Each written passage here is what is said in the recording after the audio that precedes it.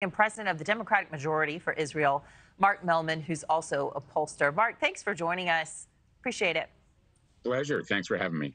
It's not just former President Trump, though. There are other Republicans, even some Democrats, claiming that your party is taking Jewish voters for granted and not standing up enough against anti-Semitism, particularly on these college campuses. They say they've been working all summer and those protests will likely start soon again.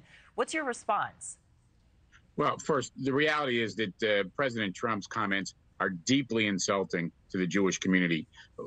Jewish voters can look at the two candidates, can look at the party platforms, and make their own judgments.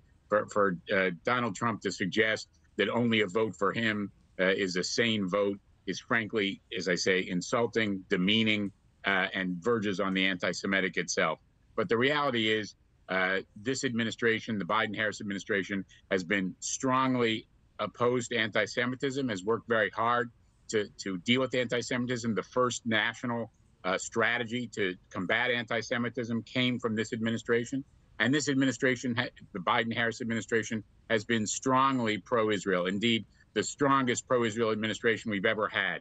This is the first time we had a president go to Israel in wartime. That was Joe Biden. We've had Joe Biden and Kamala Harris sending the weapons to Israel that it needs to defend itself against Iran, against Hamas, against Hezbollah. We have the United States, for the first time in history under this administration, actually bringing nations together and using U.S. military assets to help defend Israel against Iran. It happened a couple of months ago. They're setting that up again in case there's another Iranian attack against Israel. The United States military assets will be used to prevent that attack, to defend against that attack.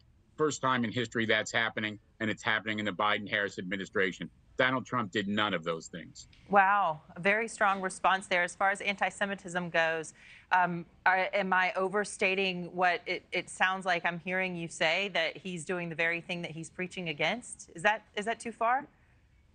He's coming very close. I mean, again, there's just no basis for that argument.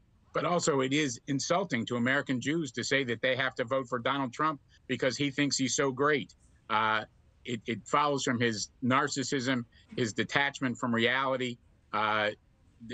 He has serious issues that he needs to deal with and can't deal with in the White House. But the reality is, his comments are deeply offensive to American Jews, and he ought to stop saying these things. We've got potentially tens of thousands of protesters coming here to Chicago, where we are, ahead of the DNC to protest. What's your message for them?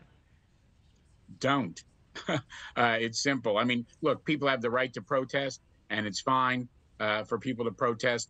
They represent a very small proportion of the American public that is pro-Hamas. That's unfortunate, but that there's any such people, but there are. They have a right to peacefully protest, but they shouldn't be engaging in violence. They shouldn't be engaging in disruption, and they should keep their protest peaceful.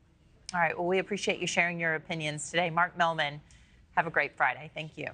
Thanks for watching, everybody. Go to joinnn.com to find News Nation on your television provider. Also, don't forget to click that red subscribe button below to get more of News Nation's fact-driven, unbiased coverage.